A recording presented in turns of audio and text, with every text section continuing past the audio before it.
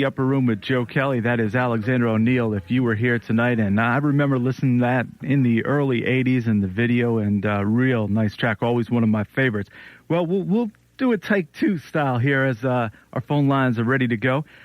We are going to speak with right now Mr. Monte Moir, who is the talented keyboardist for The Time, and he's ready to release a new CD very shortly, and we'll find out more about that.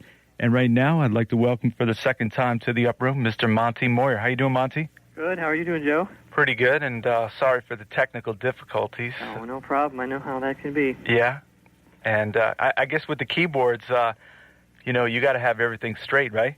That's true, and we've had our share of problems, as most anybody has, but you just got to keep rolling, I guess, when that happens, huh? Mm-hmm. So you're getting ready to come eastward from Minneapolis, going to play 2 nights at B.B. King's, right? Yeah, we'll be on Saturday and Sunday, 2 shows a night, and we've never played there, so it should be pretty fun, I would think. I've heard it's a great place.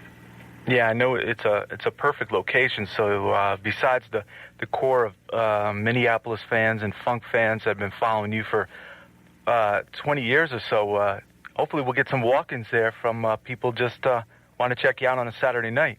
Yeah, I hope so. Well, New York has always been pretty kind to us, so we hope things will go okay. Now, do you have any memorable shows, particularly from New York City?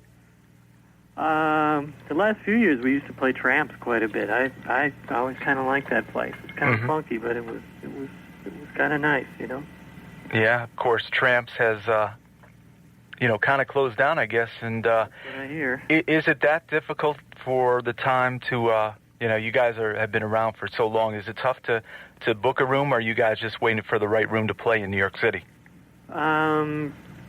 More often than not, just waiting for the right room, and dealing with the promoters and the agencies and whoever tries to hook things up. We did a thing with the Isley Brothers out in Long Island. It was maybe 2 years ago, and we were at the Black Expo last summer. Right. I know, in New York, and so we always seem to get through it, just at different times and different circumstances, I guess. Now, playing the Black Expo, who decides to cut some songs out of the full set? Oh, it's kind of a group decision. We've got a couple different routes we go if we have to do a shorter set. Because we do that quite a bit, especially if we're doing some of the festivals in the summer, and that sometimes they'll only give us 45 minutes. So we've got a few options we always tend to work with, I guess. Any songs which never get the axe that have to be there? The Bird and Jungle Love or Gigolos are usually pretty much in there the whole time. Okay. We try to keep the crowd favorites in, if at all possible. And we should mention also that besides playing great keyboards for The Time you've been, of course, you're an original member of The Time, but it's upwards of 20 years, right? Thanks for reminding me. Hey, I got to... It has been about 20 years now. 20 years. 1981, actually. Uh-huh. So we got started. I knew time was going by when a coworker of mine said, I really like Prince in the Batman movie. And I said, oh, have you heard of Purple Rain? He says, no, I never heard of that movie. And the kid's about 20 years old, so... I know. We're getting almost a whole new generation of people coming out. Yeah. Well, that's nice to see. Yeah, it is. Yeah. We seem to maintain interest, so it's great. Now, we've been talking the last time you stopped by the Upper Room, your solo CD, which is now has a title, right? Yes. Okay. Called This Side of Paradise. This Side of Paradise, and you're getting things all lined up to release it this spring, right? Yeah, it looks like we're going to probably have it available on my website in April, if all else goes well, I guess. Mm-hmm. And that's montemoir.com, in case anybody doesn't know. But, we hope to have it ready by April, and the way it's looking, everything looks pretty good for that. And we should tell folks the spelling to Monte Moir, Montemoir. Yes. And Moir, right? Moir. Yeah, Moir. And, if you hit up Monte's website, I'm sure when the album is ready to be released, you'll be able to order it online, and you don't have to deal with those corporate stores out there, I guess. Those pesky record labels. Yeah, pesky record labels. And he'll have it on your doorstep very shortly. So what kind of record do you have already released? What's the flavor of it?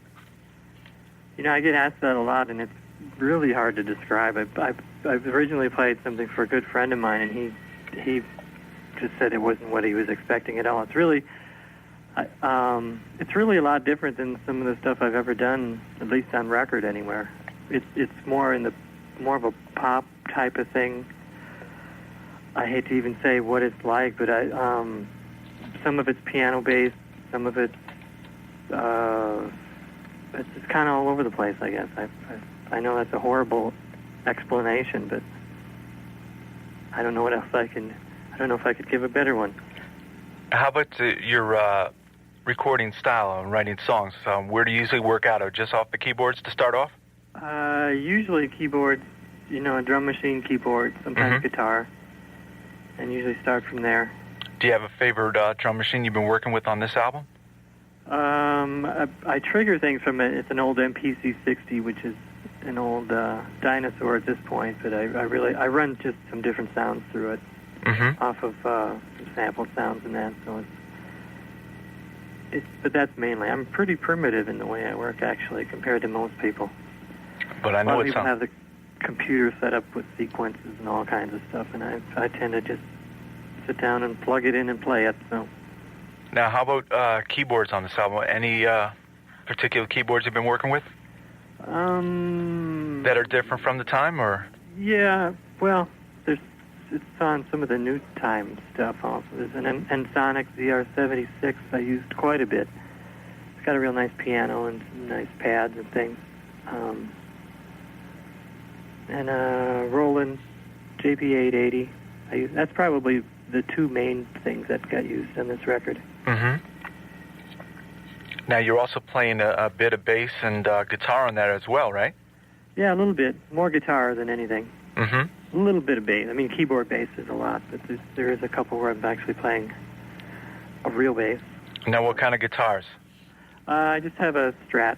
Okay. Kind of a modified Strat. But I'm not... My guitar playing is a little bit to be desired as far as somebody who can really play, but it's but I guess I can get by in some of the things that I need to do. So you don't have the Jelly Bean Johnson Guitar Museum at your house yet? No. Right. I'm not sure that I ever will either. I must say, it's quite a museum if you ever happen to get by his neighborhood. Now, have any of the fellas heard your new album yet? A little bit. Yeah. So is Morris letting you... Pretty good, I guess. Has Morris let you put some of the songs and the segues between the time stuff in from your new album? I'm not holding my breath on that one. It's going to be tough to happen? No, I mean, the time stuff. We are going to listen to right now one of Monte Moir's top productions. This is Janet Jackson, a song he wrote and produced called The Pleasure Principle. This is The Upper Room with Joe Kelley. That's a great song. Janet Jackson, The Pleasure Principle, which was written and produced by my guest and who's going to join us once again, Monte. How you doing? Good. How you doing, Joe? And, that song, what was it, the third or fourth single off Control? It was actually the sixth single. Wow. Which is amazing to me. I didn't think it was going to make it out as a single, but it did, and I guess it did reasonably well. So. Yeah, that was just a great dance track, and you mentioned before that you were you wrote in mind for Janet, right? Yeah, that one I did. Yeah, because I knew they were getting ready to do her, so that was actually something that was kind of specifically geared towards her. Now, how about on your side projects that you do beside this time? Do you just have a catalog of songs you've written and just shop around to different artists? I have some songs laying around, and then sometimes if there's a song I think it might be appropriate, I'll send it to somebody. Otherwise, and end up writing something more specific depending on the person and the circumstances. Now, do you still do session work, or are you just working on the solo thing? The last couple of years that we've just been doing touring with the Time and recording a Time record, and I've been recording my own record. That's been pretty much my focus. So. Yeah. That's a busy enough slate. Yeah, it's been plenty busy. I know that much. Yeah, and every time I look, people are posting on the internet the updated tour dates for the time, and it's been a busy fall and winter, right? Yeah, busier than usual, actually. Right. Kind of by design, we sort of slow things down through the winter, but we seem to be having a lot of work coming up. So we were in L.A. last week. We did a little bit part in a movie, which was kind of fun.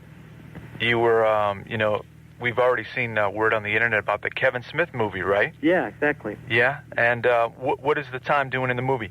We're just being the time. Right. We're playing Jungle Love on stage, from what I understand, towards the end of the movie. Mm-hmm. And the name of the movie is Jay and Silent Bob Strike Back. Okay, with Will Ferrell and Chris Rock. Yeah, and I guess I heard a bunch of other names, which I'm not coming to mind right now, but I guess a fair amount of well-known people are going to be showing up in it. I think they were only in the 7th day of shooting when we did our part, and I think they're going to shoot through the end of April, from what I heard. Do you have any speaking lines in the movie? No, none of us do. We're just kind of a cameo shot, doing the song. Killer version? So it was taken off a live version we did at the House of Blues out in L.A. Oh, okay. So it'll be that version, from what I understand, in the movie. So that was kind of fun. It was actually a lot of fun to do. Now, late at night, I've been seeing Graffiti Bridge played a lot on like the movie channel rerun station. Oh, have you? Yeah, and the part actually that cracks me up is when you and Jesse were roughhousing Prince. You remember that one? Oh yeah, we were gonna beat him up, I think. Yeah, yeah. Look like you guys are ready to dispose of him, right? Yeah, that was a good one. Yeah, well, he'd never actually get disposed of, though. No, I guess I don't mean that way, but you were going to roughhouse him. Yeah, we were. Yeah. That was kind of fun, too, actually. Yeah, it looked like you guys are having a good time in that. Any specific memories working on Graffiti Bridge?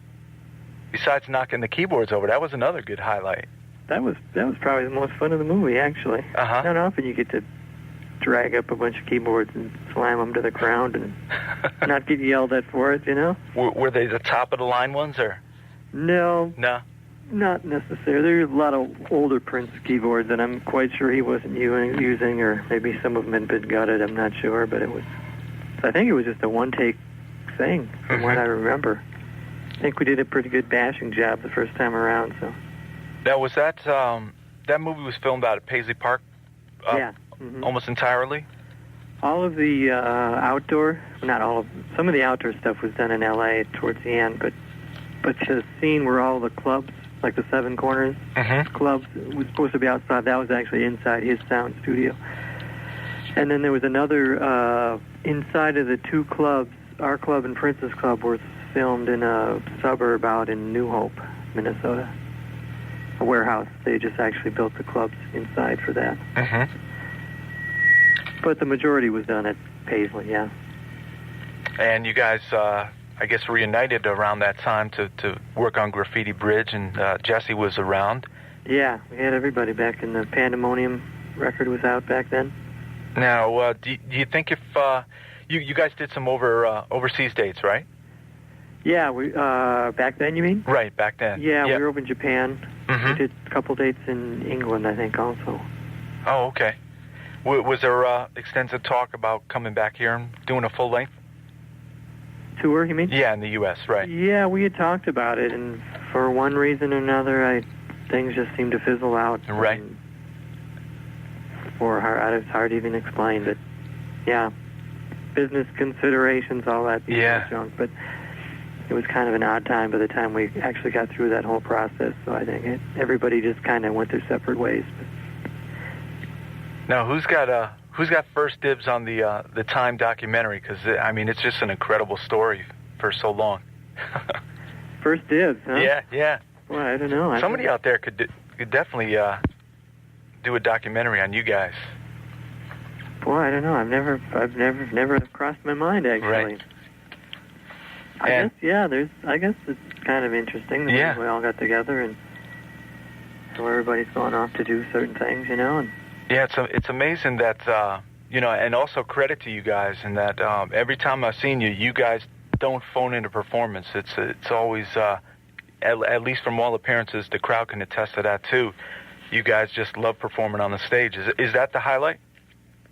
Yeah, I mean, I think we've always taken a lot of pride in that, you know, going back to the original days, because a lot of times that was the only place where we could actually be ourselves and do what we do, you know, and I think it holds over to this day, you know. Certainly, I think we try to uphold that going out to this day, really. Do you have a time song that is just gives you chills on most occasions? Oh, I don't know. There's a few of them, I guess. But I mean, I've always liked Gigolos. I've always liked 7-7. Right. Off the top of my head. Now, how was it for Freeze to come and lay down the bass for 777 9311? Oh, Freeze didn't have any problem with that.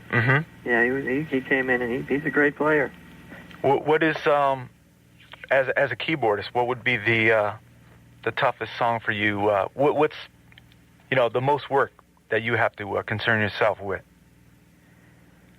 Boy, I don't know right offhand. It kind of depends, because it depends if you're singing, it depends what you're playing, it depends if you have to do a little dance step. Right. I don't know if there's any one that just stands out that's particularly more grueling than the other, I guess. And if you ever seen a time show, you'll definitely know that Monte Moir doesn't get a chance to pull up a stool and sit down and play the keyboards. Yeah, you're standing almost the entire performance, right? Yeah, everybody standing, is, yeah. Dancing, and, they leave their sweat on there with their zoot suits, and we are going to listen right now, Monte, to something you guys did on your sophomore album called What Time Is It? And did you see this album just taking it to another level, and just, were you guys really excited about this one coming out? Yeah, I mean, the second album you're talking about? Yeah, the second album. What Time Is It? Yeah, we were amazed at what had happened the first time around, and we were just happy to get out and do it again, you know? And this album was coordinated with the 1999 tour, right? Right. The legendary tour. Is that what they say? It was for me, because it was the first time I ever saw you guys live in concert, and I got snowed in Hartford, Connecticut. And wow. I can remember that. Yeah, that was, you guys played, and everybody was, amazed and wowed by what you guys had on the stage. I know for Prince, it was probably his breakout tour as far as to the masses. Right. We did a lot more hockey rinks, some of the bigger arenas during that, and that was the first time for him. So I think him especially, it was he really broke out. And in between songs, you guys had a lot of food fights and stuff like that? I don't know about in between songs. We did towards the end of the second tour, though. Yeah. We had a nice little brawl going. Who won the brawl? I'd like to say we did, of course. Right. You heard some differing stories. Yeah. I was all in good fun, though. It was just being crazy at the end of a tour, Yeah, I've always... And that is Wild and Loose from the Times album, What Time Is It? Morris Day in the Time.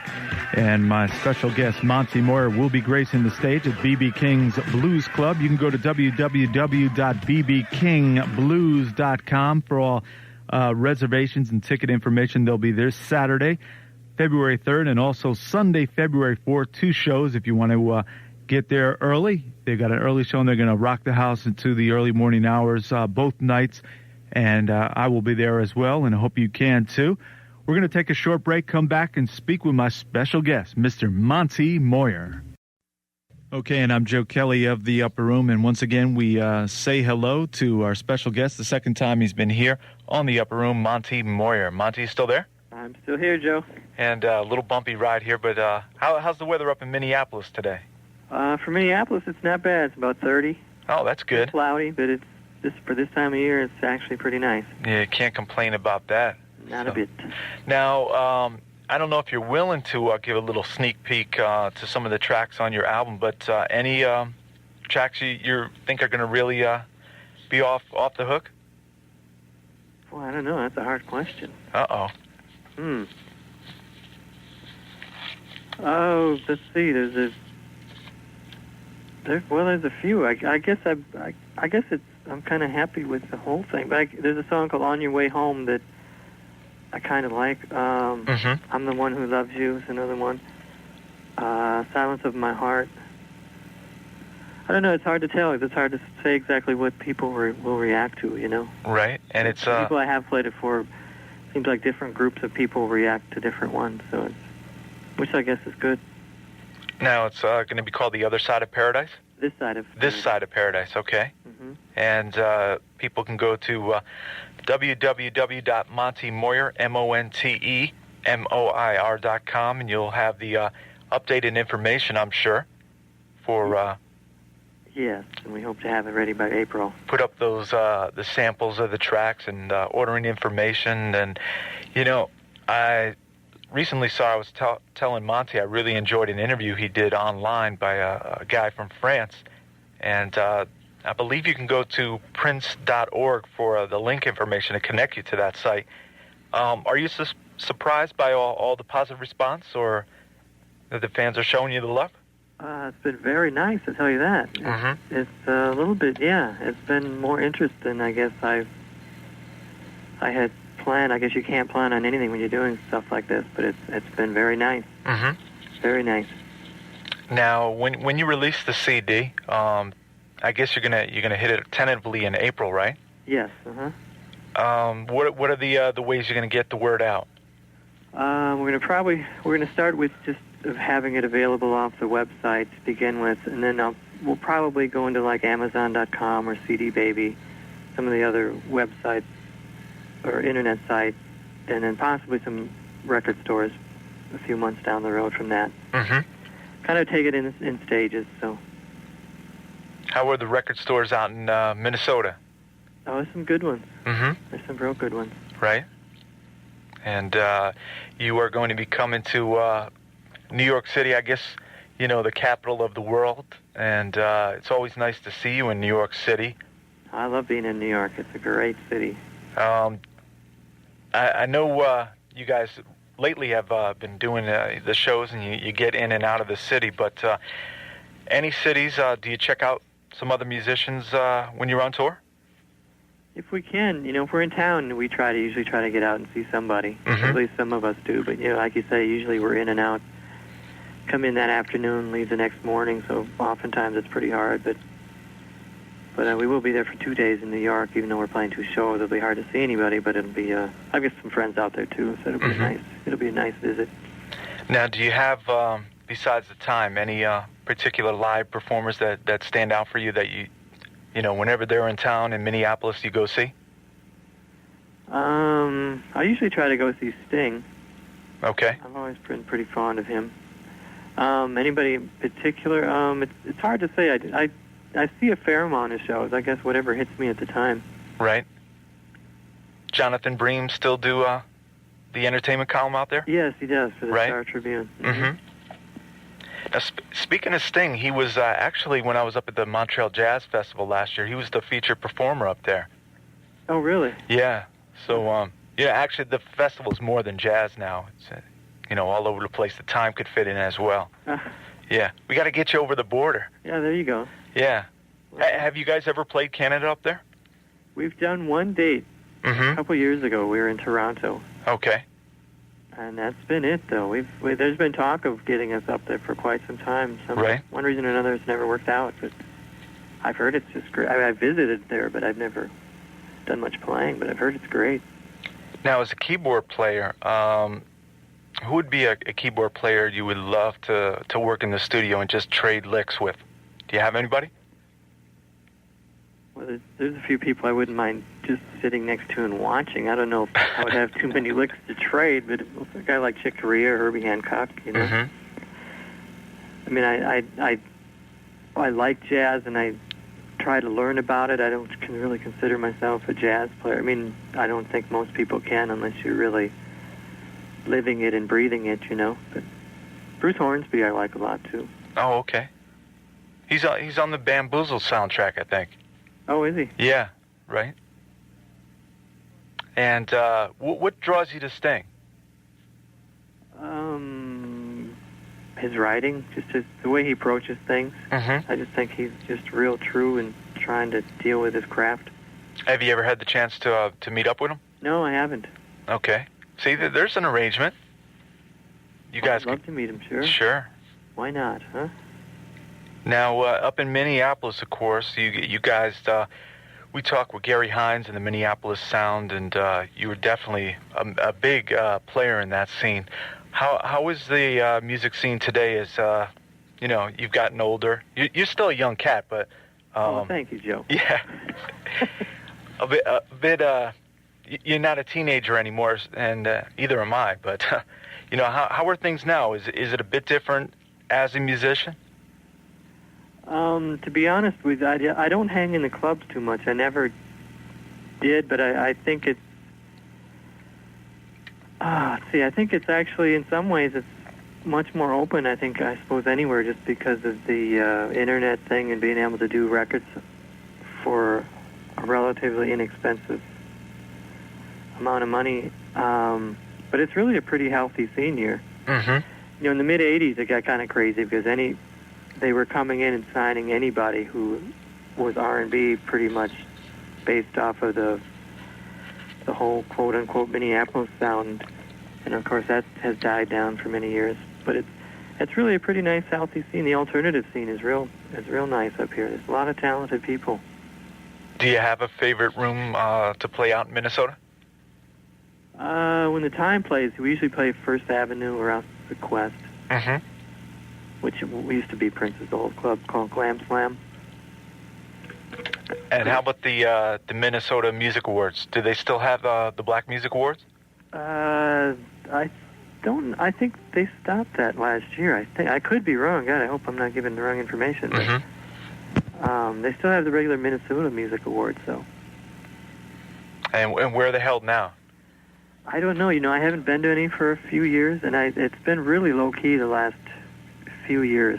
Right. And I don't have the best information on that, so I maybe shouldn't even comment. So I'm sure people on the net can get that information, but sure. It was always nice to read, being here in Connecticut, and it's now you can get instantaneous information. Like we were talking about your appearance in the Kevin Smith movie. You guys did a scene, and then like a day later, it's on the net, and people have all the details. I was amazed to hear that. Yeah, I was just, because I was talking with you, and I had just read it on the net, and it happened the day before. Yeah, because we just did it last Thursday, I guess. Yeah, and people are all commenting on it, and... I guess that's one cool thing about the net. Yeah. I can remember the days when you guys were doing those tours with Prince and Vanity Six. It used to be, I'd have to go to the late-night corner and get Black Beat magazine and write on to find out what was going on. Yeah, I know. As a kid, I would have loved to have this kind of information. Yeah. If I was coming up trying to dig up bands I was interested in. Right. You just never knew. Do you do a lot of stuff online? I do a fair amount. It comes and goes. Sometimes I'm on quite a bit, and other times not very much. But it's a great tool, obviously. Sure, and it's definitely going to be to help to get the word out on your upcoming solo CD. And you're working on distribution and stuff like that. We're looking into a few things. Yeah. Mm-hmm. Trying to decide what the best course of action is, I guess. But for now, we'll just start out having it available at the website, and we're going to kind of build it from there and go slow and take it step by step. Now, when did you guys? Because everybody in the time right now is really, they're doing their own thing besides getting together for those great shows. When did you guys reach the point that hey, it's okay to do our own thing? Because I know, at least what I read, it was tough back in the heyday. As far as the time from Prince, you mean? No, yeah, as far as, for you guys to, you still have the time, but you're doing your own projects on the side. I think everybody's kind of always done their own projects, one way or the other, on the side. Back in the old days, there wasn't a lot of time to be doing that. We'd be on the road for 5-6 months at a time, and come back and do a record, and we'd rehearse for months and months before we go out again. So it was a pretty hectic time for us back then. Do you have a favorite time tour back in the 80s? Well, we just really only did 2 major ones, and that was with Prince, obviously, both times, with the Controversy and then the 1999. Right. 1999 was fun, I guess, just because we had got to play for so many people. But then again, Controversy was nice because it was our first go-around, and everything was so new, It was pretty amazing. Could you still play the songs by Vanity 6? Oh, I'd have to go back and take a listen, I think, but I'm sure we could all get it back fairly quickly. Right, and that was always a real interesting story, you guys, behind the lace curtain and everything like that. Yeah. Yeah. I think a lot of people didn't know for quite a while. Maybe I'm wrong about that. Right. But yeah, we could up there behind the curtain and do our thing, and they'd be out front. And we should make mention once again that this Saturday night and Sunday, the time, Monte Moir is the founding member and keyboardist for the time. You can see him out in the zoot suit. He's still wearing the zoot suit and the hat, right? Oh, yeah. Yeah? Yeah. How many suits do you have like that? Oh, I'd say at least half dozen, probably. Something like that. Half dozen, and, While one wears out, you gotta... Do you buy them still out in Minneapolis? Yeah, last time I've gotten anything, I've had it made for me, but yeah, you can. But usually I've gotten them out here. Yeah. Right. Moore still has the Stacey Adams. Oh yeah. Yeah. Probably 3 or 4 of us do actually. Mm-hmm. Now, how about with? I'm always amazed. Prince. I'm a big James Brown fan, and no need to slag off James, but as people get older. But Prince, I just recently saw, still had the moves, and Morris and Jerome still have the dance steps. How do they keep the dance steps in tune? I don't know. I guess it's kind of like riding a bike. Once if you got it, you just keep doing it. I guess right. As long as you stay in reasonable shape, and which Jerome and Morris certainly do. So it's we saw Prince a couple of months ago back over in Milwaukee. We ended up playing a venue right next door to him. We walked across this hall without even going outside, and he had stopped over to see us before he played and introduced us, and we went over and watched him after we got done. And Prince sounded great. Sounded great as ever. Looked great. Was in good spirits. It was actually real nice night. When I saw him in Philadelphia, it was cool because he was doing sound check, and they let us in the lobby, and you could see through the windows and everything. But he still works it as hard as probably when he was 20 years old. Oh, I think so. Yeah. He's always worked hard, and I think once you get that ethic, he knew what it took to get to where he was, and he knows what it takes to keep going, and I think as long as he's able, he's going to do that. Now, do you ever take an extended time off for music, or you're involved somewhat every day? Usually involved somewhat every day, I guess, or every other day or something. I've never really walked away from it for any period of time now. Okay. Now, seeing that you're trained, reading music and everything, you're classically trained, right? Yeah. Yeah. Do you ever get involved with clinics with young people too? Not a lot. I did a mentoring thing, a recording thing a while back about recording and production, but I haven't done anything recently, really. Okay. On that. You're too busy. What's that? You're too busy. I guess so. Yeah. The last couple of years have been plenty busy. Mm-hmm.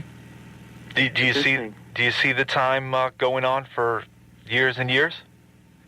I don't know. I'm amazed we've gone this far, actually, because it seems like we get together and then we break up, and then we get together and we break up. So I guess we've held together pretty long now. We've got a record started. I hope we can get the thing out this year or something. I don't know. It's hard to tell when, but if that happens, I think that would certainly make things look better for everybody. Yeah, that can definitely keep you on the road for another 5-10 years. But everybody's into it, and everybody's having a lot of fun. And I guess as long as those elements are there, I would think we'd be around in some form. And I know you were slated to come up here to Connecticut February 2nd, but it got pushed ahead, right? Yeah, I heard they moved it to March 2nd, I believe. Mm-hmm. The 2nd or the 3rd. I think it's the 2nd, though. How do you like playing the casinos? They're actually pretty nice, really. Uh-huh. We get some good crowds, and we're usually treated real well, and it's actually really nice. Mm-hmm. We seem to have been doing more and more casinos in the last couple of years. Had a just a side bit. I saw George Clinton at one of the casinos up here. I don't think it's the one that you're going to play, but it's the other one, and it's just funny that you had the gamblers there, the old timers in their 70s and 80s, and they knew a concert was being set up, and they're just hanging around seeing what's going on, and all of a sudden Gary Scheider comes on in his diaper, and I wish I had a camera. I can imagine. Yeah, we get a little bit of that. Depending where the casino is, sometimes you get the guys out playing blackjack, just kind of right in curiosity seekers, but the majority of the people there know who we are, I guess. Yeah. And I should mention that there's a group out in New York called the New Power New York group headed by Joe Kelley. No relation to me, but they are definitely huge fans of the time, and they're going to represent, I believe they'll be Saturday night there. Oh, great. And they've already booked a table at 12, and they've been getting the word out, and they have chats on Sunday nights and great stuff. So, that's great. You're definitely going to have some real nice supporters out there. Well, that's good. Yeah, New York's always been great to us. Right. We've always had a lot of fun. And we'll see the time here in February. March, right? Yeah, Connecticut. Yeah. March in Connecticut. So February just around the corner, and you can go to www.bbkingblues.com and get all the information on the time. And we always recommend people to go out and support live local music because, sitting at home is good sometimes, but getting out to see live music, nothing beats that. I saw like 3 concerts this weekend, and I was thrilled, and I'm definitely looking forward to seeing Monte down in New York with the time. So, Monte, I want to thank you for stopping by the Upper Room. Well, thanks for having me on again, Joe, as always. And we are going to tell the folks for the last time that you go to montemoir.com, MonteMoir.com, and little by little you're going to be getting information on Monte's upcoming CD release titled what, Monte, again? This Side of Paradise. This Side of Paradise, and it is almost all together yourself with a few other people, right? Pretty much, yeah. Mm-hmm. It's Esther Godinez. She plays percussion on a couple songs. She grew up with Sheila E. She played with Prince for about a year. Mm-hmm. And another friend of mine he's out in Jersey, Kurt Jones, he sang on 4 or 5 tracks, I guess, backgrounds. He used to play with Slave and Aura. Oh yeah, I remember Deja. those. So we've gone back about 15 years, I think. Oh wow. Yeah. And you're playing drums, and you got the drum machine going, and the guitar and bass, and of course, always on the keyboards. With the time, you play two keyboards, right, on stage? Yeah. Uh-huh. And his other keyboard cohort is Chance Howard. Mm-hmm. And we've got everybody going to be seeing you, and looking forward to that, Monte. Okay, and Joe. Thanks once again. We're going to go out with something from the time, and this one's called Ice Cream Castles. You do that still live? Yeah, we sure do. Yeah. I was happy the last time you played Tramps, actually, to see this in a live set. Oh, yeah, I think we had just started playing it back then. Yeah, so that was real nice, and this is the time with Monte Moir. And Monte, thanks once again. All right, thank you, Joe.